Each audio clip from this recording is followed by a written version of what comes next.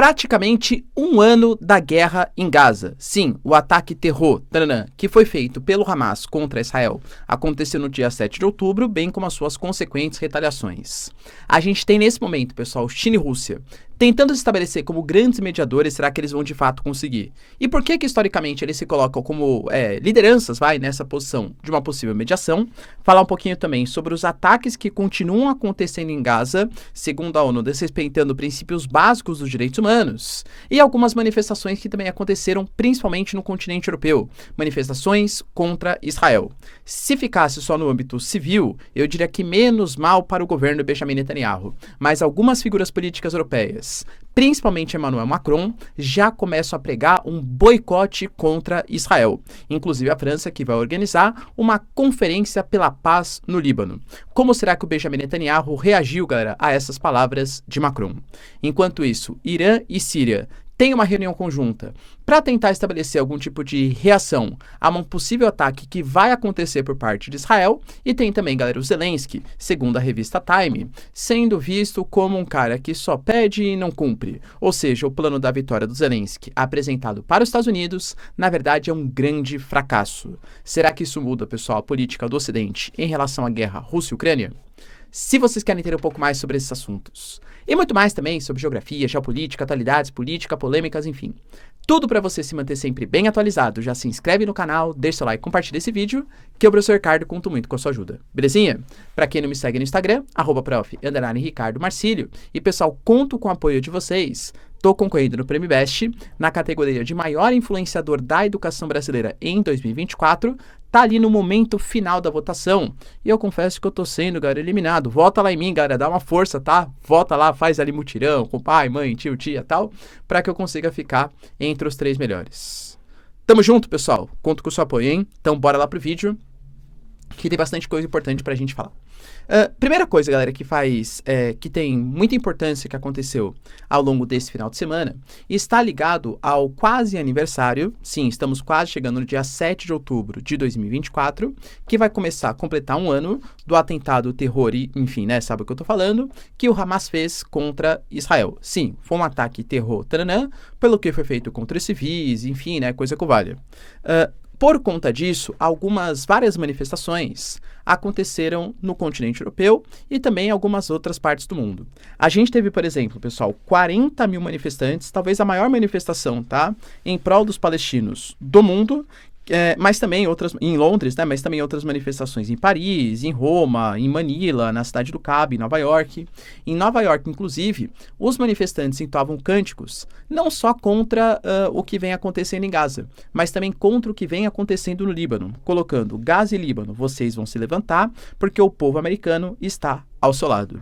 Enquanto isso, a gente teve, por exemplo, alguns chefes de Estado. E aí, claro, vou colocar pra gente, o chefe de Estado do governo brasileiro, o Lula, ele, lembrando, que hoje pousou aqui no Brasil o avião com cerca de quase 230 pessoas que estavam no Líbano e foram resgatadas. Lembrando que são 3 mil pedidos. E o Brasil só garante por semana 500, ou seja, todos os brasileiros para serem resgatados, que querem resgate, claro, vai demorar pelo menos 6 semanas. Em um momento em que a ofensiva vem aumentando cada vez mais, pela primeira vez, pessoal, Israel fez talvez um dos maiores ataques a Beirute, que é a capital do país, mas também algumas posições ao norte do Líbano, o que meio que contradiz a intenção de Israel, que seria teoricamente garantir até o sul ali do Líbano, o rio Litani, que é a área mais forte de presença do Hezbollah, algum tipo de operação militar localizada e específica, palavras de Israel, mas até o norte vem sendo atacado, tá? E o Lula falou: olha, nesse momento que a gente tem é um governo do Benjamin Netanyahu que está se vingando dos palestinos para se manter no poder. Enquanto isso, Benjamin Netanyahu também fez declarações públicas e deixou claro, pessoal, que Israel tem o dever e o direito de se defender. E é isso que a gente vai fazer. O Yoav Galan, por exemplo, garantiu que o que vem acontecendo contra os ataques contra a Síria, contra o Líbano e contra a faixa de Gaza também devem acontecer contra o Irã. Só que meio a essas manifestações, tal, a gente sabe que isso tem também repercussões políticas. Eu sempre sou um pouco desconfiado de políticos, ainda mais políticos que estão atravessando uma certa crise de credibilidade. como é o caso do Macron. O Macron tem hoje um parlamento que é quase um terço, um terço, um terço, mas que tem a esquerda com maioria parlamentar. Ele não teve a coragem, entre aspas, de indicar um primeiro-ministro que seria indicado pela esquerda e indicou o que eles estão chamando de Biden francês. Um cara mais politicão ali, que consegue intermediar com todos os lados, mas além dele não gozar de grande credibilidade na própria Europa e na própria França, agora não goza nem de credibilidade no próprio parlamento francês. E aí, galera, ele foi bem enfático, tá? Ele teceu críticas ao Benjamin Netanyahu, ou pelo menos a maneira como vem sendo lidado, né, a guerra, tanto no Líbano como na faixa de Gaza. Segundo ele, pessoal, nesse momento, a gente, ou seja, né, o mundo, tem que se voltar para uma solução política. E, inclusive, os países europeus, eles têm que parar de enviar armas aos combatentes em Gaza. Afinal, o povo libanês não pode ser sacrificado e o Líbano não pode virar uma nova faixa de Gaza. Vale lembrar, pessoal, que a França, ela é uma apoiadora, claro, de Israel. O Macron deixou bem claro também que ele se compadece com a causa israelense, que ele é a favor de lutar contra movimentos terror, tananã, mas fala que existem muitos civis que estão sofrendo no Líbano e em Gaza, e por isso a ajuda deve ser cessada contra Israel, se Israel não fizer ataques um pouco mais, enfim, né, mirar somente em organizações terror, tananã. Por exemplo, uma das críticas que tecem ou que nascem contra Israel teve um ataque que aconteceu hoje. A gente teve um ataque em Gaza que atingiu uma mesquita e uma escola, que abrigava vários desalojados. Foram 26 mortos e 93 feridos. Enquanto a gente tem Israel garantindo que os ataques foram feitos contra lideranças do Hamas e de outras organizações, povos palestinos locais alegavam que aquela escola sempre, e a mesquita também, ela sempre foi vista, né, pelo menos desde o início da guerra, como um local de desabrigados, de desalojados, e só tiveram vítimas civis. Quem está falando a verdade, pessoal, convenhamos que é muito difícil a gente saber.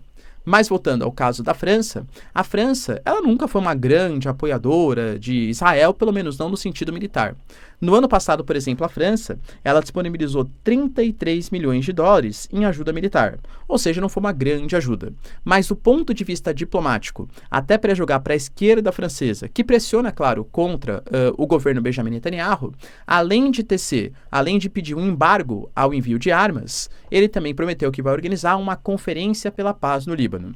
E esse movimento não é único. Existem outras lideranças europeias que até reconheceram o Estado palestino. A gente teve, há poucos meses aí, o próprio David Lammy, que é o representante das relações exteriores do Reino Unido, garantindo que dos 350 equipamentos que são destinados a Israel, eles vão sancionar 30, alegando que esses 30 são armas que poderiam pegar em áreas muito grandes, não ataques específicos. Ou seja, o Reino Unido poderia estar contribuindo para a morte de civis em Gaza.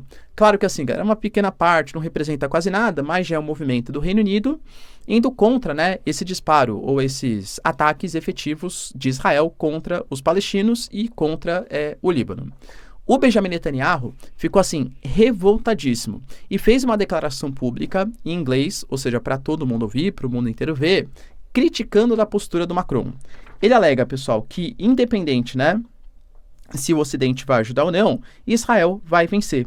E que, na verdade, o que Israel está fazendo não é uma luta somente pela defesa de Israel, mas é uma luta também na defesa do mundo livre, visto que Irã, os Houthis, o Hezbollah, o Hamas, são organizações que não são contrários a Israel, mas todos os princípios de uma democracia liberal ocidental, vista aí na França, na Europa, União Europeia, Estados Unidos e coisa que valha. Então garantiu que com ou sem ajuda europeia e do Ocidente, Israel vai vencer o conflito. E falou também, cara, que ele não vê, por exemplo, grupos pedindo para que o Irã embargue ou sancione o Hezbollah, o Hamas, os Houthis, que são grupos que também são financiados pelo Irã e são grupos que atacam de maneira deliberada áreas de civis de israelenses. Então tem seu críticas graves. Hoje, domingo, Emmanuel Macron fez um telefonema para o Benjamin Netanyahu. Os dois conversaram, tiveram opiniões ali contrárias, né? Mas o Macron deixou claro, pessoal, que nesse momento as armas em Israel podem colocar em risco o próprio Estado de Israel, porque ele alega que um ataque muito grande de Israel vai motivar com que todo autodenominado eixo da resistência faça algum tipo de resposta contra o país. Então ele continuou defendendo que Israel tem que lutar por um cessar-fogo e não pela utilização de armas, principalmente no Líbano. E aí, pessoal, quem tem razão? Emmanuel Macron ou Benjamin Netanyahu, hein? Deixa aí nos comentários. A gente teve também, pessoal, uma notícia super importante, né? Na verdade, uma análise importante acerca de dois países que tentam se tornar mediadores no processo: China e Rússia. A própria Rússia colocou que esse caos no Oriente Médio só mostra como os Estados Unidos fracassaram como diplomatas internacionais. Claro que é uma posição geopolítica no momento em que Rússia e China tentam se colocar como lideranças do sul global, a liderança dos países BRICS. E isso, eu diria que vem dando certo, entre aspas, no Oriente Médio.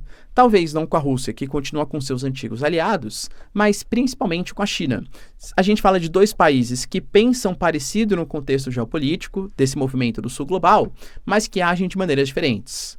Por exemplo, pessoal, a Rússia, ela inclusive foi um dos primeiros países a reconhecer o Estado de Israel lá em 1948, porque achava que Israel na época tinha alguns anseios, né, a União Soviética, alguns anseios mais socialistas. Convenhamos que não combinou muito, né? Na década de 50, o então presidente Nikita Khrushchev, ele, pessoal, se associou ao movimento mais de uma nacionalismo árabe. E talvez isso venha muito, por exemplo, na própria Guerra de Suez, em que a União Soviética foi uma das grandes apoiadoras do Nasser, o então presidente do Egito, que nacionalizou o canal de Suez, fez ameaças contra Israel e tal. Então a União Soviética ou a Rússia hoje, historicamente, apoiam mais a causa palestina ou a causa árabe. Não que fosse um apoio no âmbito militar, nossa, a gente vai apoiar os palestinos contra Israel. Eu sempre falo para vocês que a relação entre Israel e Rússia é uma relação de duas grandes potências que têm opiniões divergentes em vários aspectos do âmbito geopolítico, mas tem uma espécie de respeito mútuo, vamos colocar assim, até porque não querem comprar uma briga contra uma outra megapotência.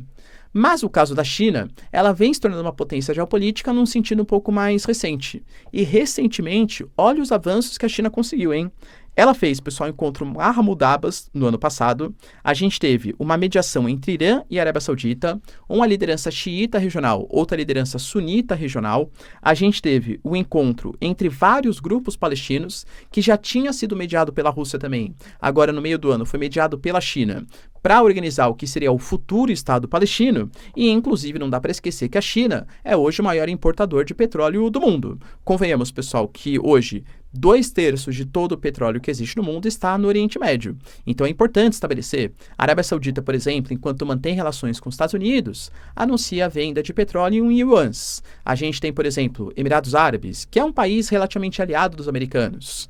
Agora também, Irã, Arábia Saudita fazendo parte dos BRICS, entende? Então a China é muito mais com seu capital.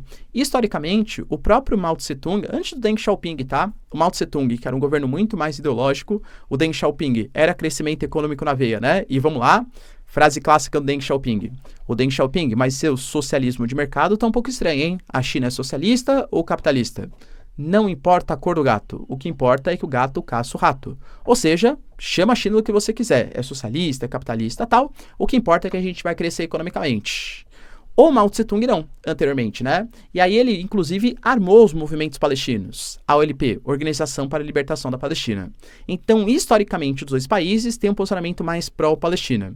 Mas acho que, nesse momento, é muito mais uma figura tentando se colocar como uma liderança do sul global, contrário ao imperialismo americano do Oriente Médio, representado por Israel, do que qualquer outra questão. E aí, pessoal, acha que Rússia e, principalmente, China conseguirão ser mediadores do processo? Deixa aí nos comentários. A gente teve também, pessoal, Irã e Líbano realizando reuniões super importantes. Irã e Líbano, por meio do Bashar al-Assad, na verdade, Irã e Síria, né? A Síria por meio de Bashar al-Assad e o Irã por meio do seu ministro das Relações Exteriores, realizaram uma reunião. Inclusive, o ministro das Relações Exteriores, que estava no Líbano, do Irã, que estava no Líbano e depois foi para a Síria. Nessa reunião, eles prometeram, pessoal, palavras do Bashar al-Assad, tá? Tel Aviv, nesse momento, deve parar o massacre no Líbano e em Gaza e deixar que o povo desfrute dos seus direitos. O Irã garantiu que vai fazer isso, tecendo ameaças, colocando que pode atacar Israel novamente se Israel fizer algum tipo de retaliação, não só contra o Irã, mas todo o chamado eixo da resistência, e fez críticas pontuais ao caso dos Houthis. Os Houthis do Iêmen, eles estão sendo atacados pela Operação Guardião da Prosperidade, uma coalizão feita ali por Estados Unidos, Reino Unido, Israel também teceu ataques, colocando que esses ataques ferem a Carta da ONU, os princípios da ONU, porque um ataque está sendo feito contra um país soberano sem autorização da ONU. claro, pessoal, que os hutis disparam mísseis contra Israel, estão em meio a uma guerra civil, não deixam embarcações comerciais passarem pelo Golfo de Aden, Estreito de Bab el-Mandeb, Mar Vermelho, mas isso o Irã deixou um pouco de lado no seu discurso, né?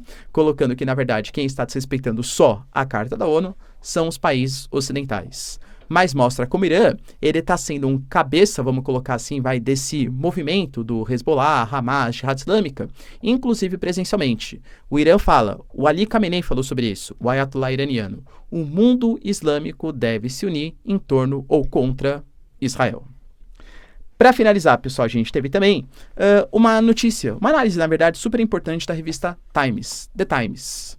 A The Times colocou que o Ocidente está um pouco decepcionado com o Zelensky. O Zelensky vai lembrar que ele participou da última Assembleia da ONU e ele esteve em Nova York, apresentando para o Biden, apresentando para a Kamala Harris e apresentando para o Trump o seu chamado Plano da Vitória. O que consta esse Plano da Vitória até hoje não foi divulgado publicamente. O que a gente tem são especulações. Teoricamente, o Plano da Vitória fala que Kursk, a região que a Ucrânia invadiu, vai ser utilizado como moeda de troca para conseguir algumas vantagens territoriais.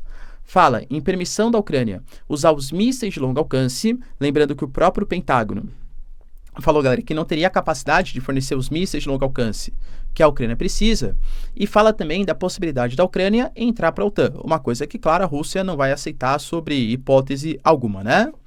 E a própria mídia colocou, pessoal, que o Plano da Vitória, ele não despertou nenhum tipo de entusiasmo nos países ocidentais, porque é muito mais uma lista de compras do que exatamente uma estratégia. Segundo a The Times, eles ouviram diplomatas alemães que estabeleceram que a Alemanha também está perdendo um pouco a paciência, alegando, pessoal, que a Alemanha não vê mais uma chance de vitória por parte do Zelensky, pelo menos não com essa política que se mostra contrária a uma negociação com o governo Putin. Então eles colocaram que eles não podem pagar a guerra para sempre. O próprio Peskov, que é o porta-voz do Putin, ele falou que não comenta de maneira oficial, porque não foi apresentado o plano da vitória do Zelensky de maneira oficial, mas que ele percebe que é um plano de paz que não é exequível, e isso nem mesmo o Ocidente considera. Ou seja, a pressão contra o Zelensky para tornar algum tipo de acordo de paz um pouco mais exequível, parte não só da Rússia, mas também do próprio Ocidente.